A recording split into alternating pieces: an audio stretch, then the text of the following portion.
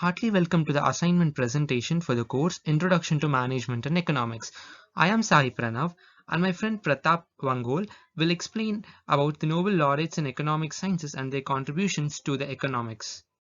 The Nobel Prize in Economic Sciences. Officially, the Sveriges Riksbank's Prize in Economic Sciences in the memory of Alfred Nobel is awarded for eminent significance in the field of economic sciences. The prize was established in 1968 by the Bank of Sweden's Sveriges Riksbank. It is administered and referred to along with the Nobel Prizes by the Nobel Foundation. Laureates are announced with the Nobel Prize laureates and receive the award at the same ceremony. The nomination process for laureates in economic sciences.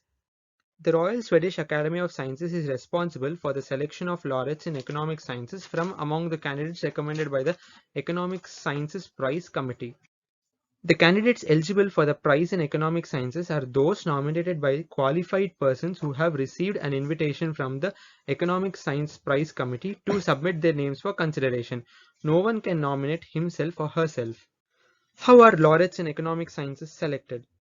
In the month of September, nomination forms are sent out. The Economic Sciences Prize Committee sends out confidential forms to around 3,000 individuals, which include selected professors at universities around the world, laureates in economic sciences, and the members of the Royal Swedish Academy of Sciences, and among others.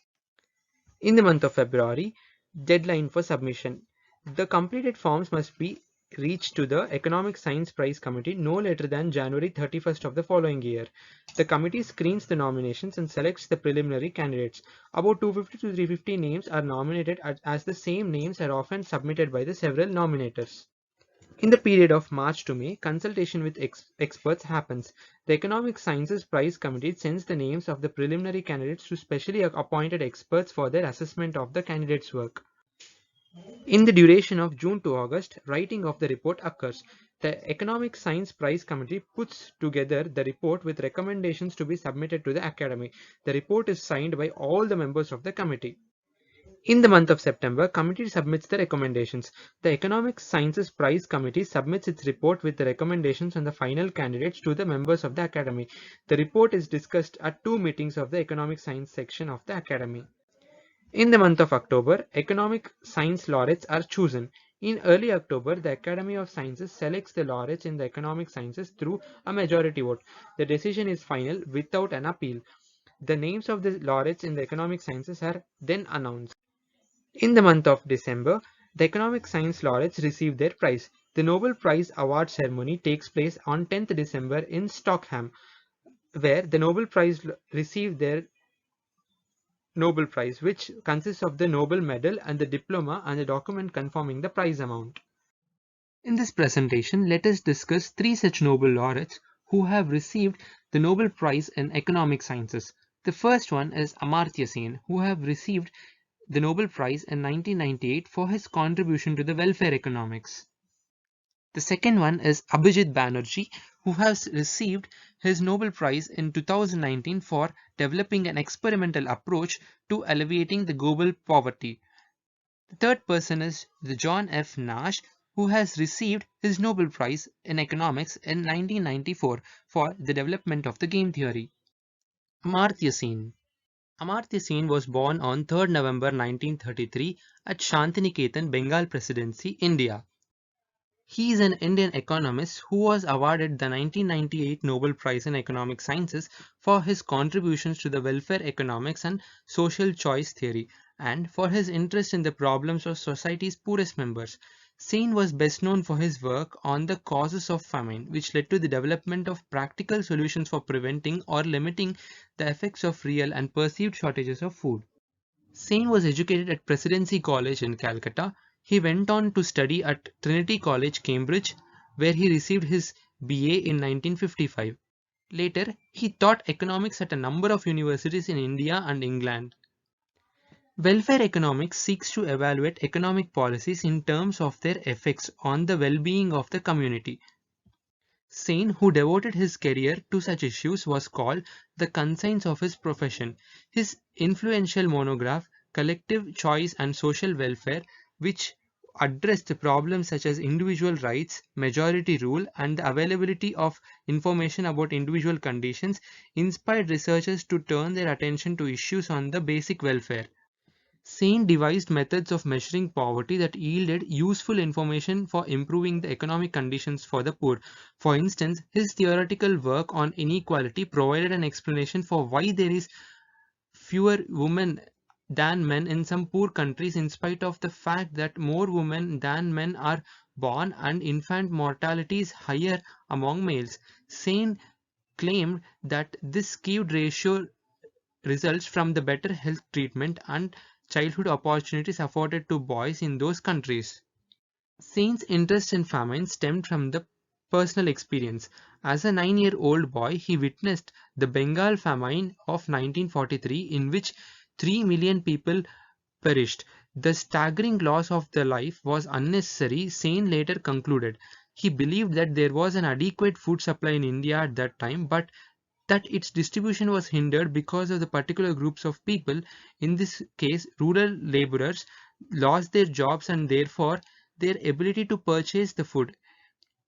In this book, Poverty of Famines, an essay on entitlement and deprivation, Sain revealed that in many cases of famine, food supplies were not significantly reduced. Instead, a number of social and economic factors such as declining wages, unemployment, rising the food prices, and poor distribution of food system led to starvation among the groups in the society. Governments and international organizations handling food crisis were influenced by Sain's work.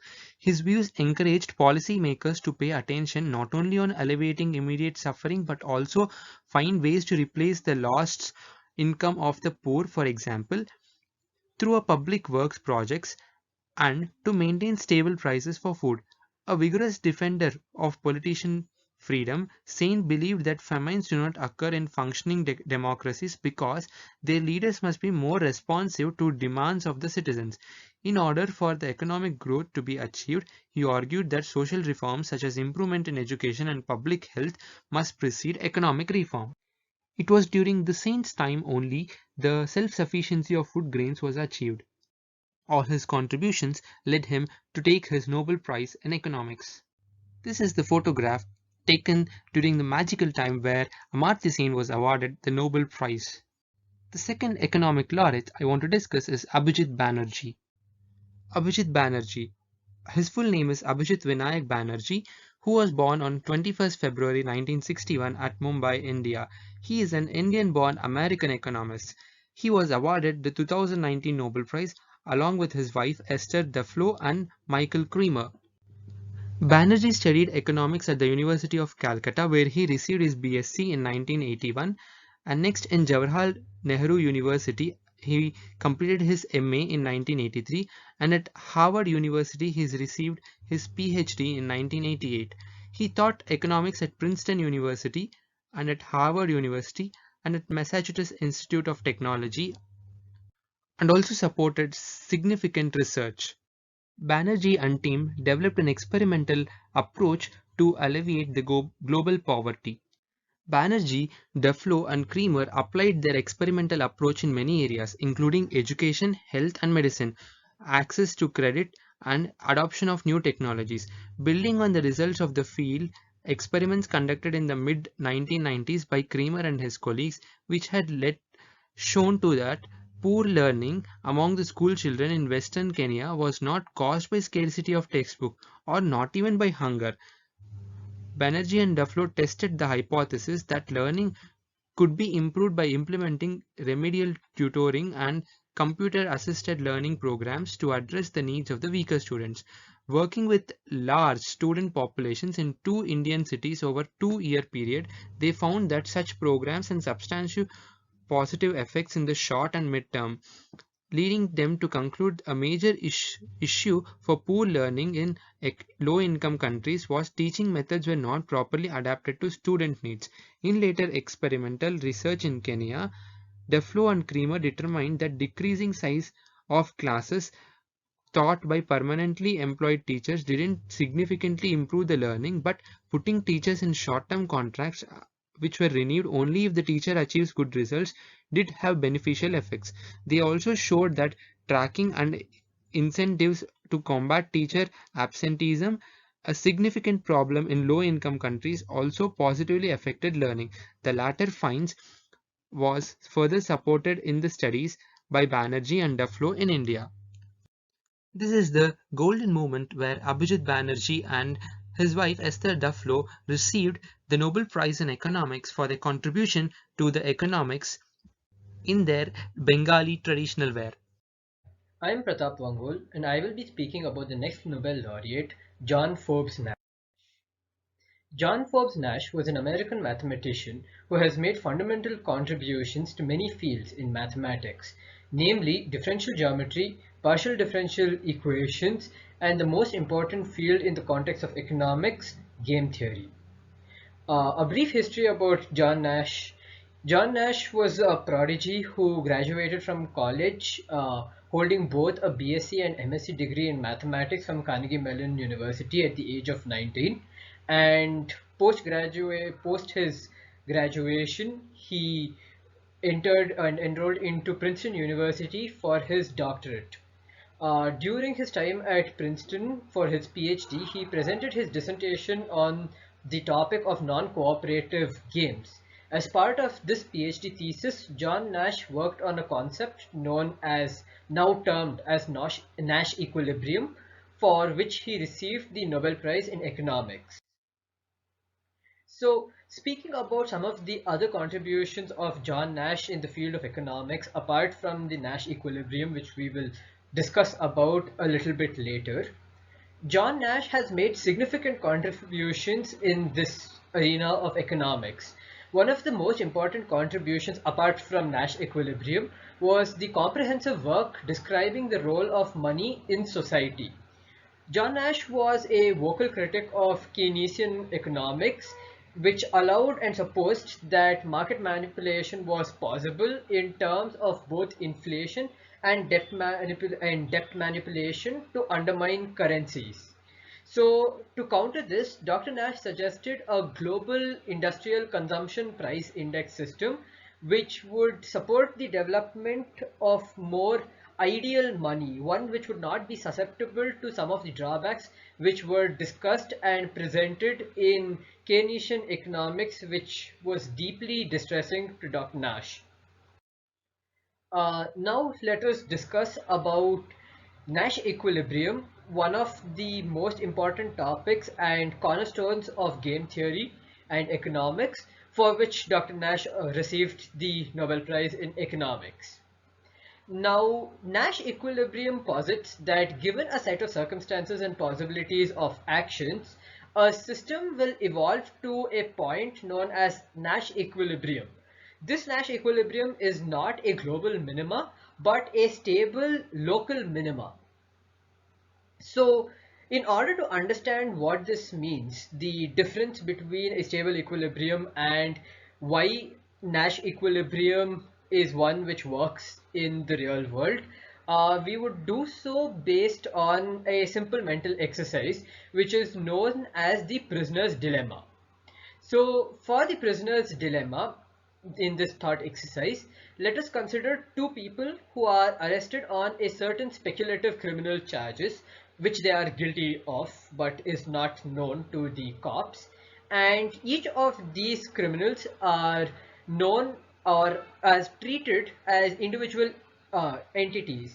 Both of these individuals we will now refer to as A and B have no connection between them and have no way to communicate and discuss a common strategy. They have not done so beforehand and they will not be able to do so.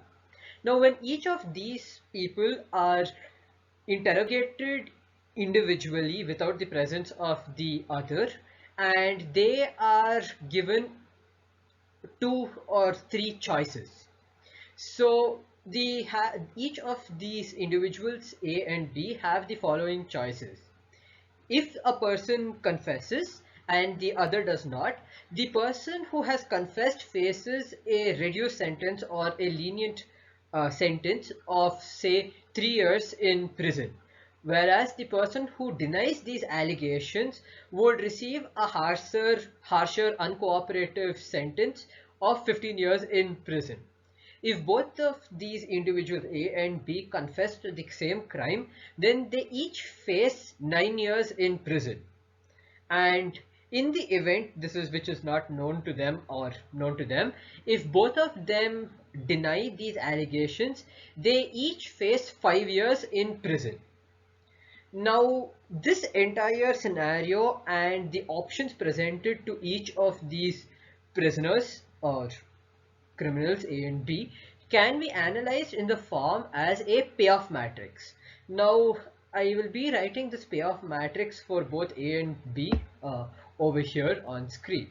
So, can write it over here, and each of these people have an option to confess or deny, confess or deny.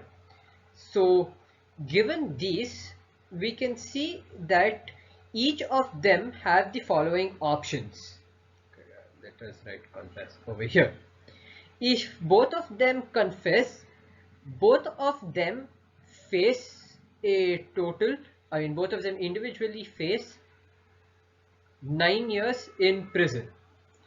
If B confesses and D denies, B ends up facing 3 years and D ends up facing 15 years. Similarly, if A confesses and B denies, A would end up facing 3 years in prison, whereas B would end up facing 15 years. And in the event that both of them deny, they would each face 5 years in prison. Now, when faced with these options, each of the person has to make a decision whether they would wish to confess to the crime or they would wish to deny the crime they are being accused of. Now, each of these, according to Nash equilibrium, it supposes that the system, this system over here, would eventually evolve and would lead to both the people prisoners confessing to the crime and each receiving 9 years in prison. Now this is known as the Nash equilibrium, represented as Ne, whereas if both of them had denied, they would have ended up with each receiving 5 years, a reduction in 4 years sentence, which is known as the global minima, represented by Gm.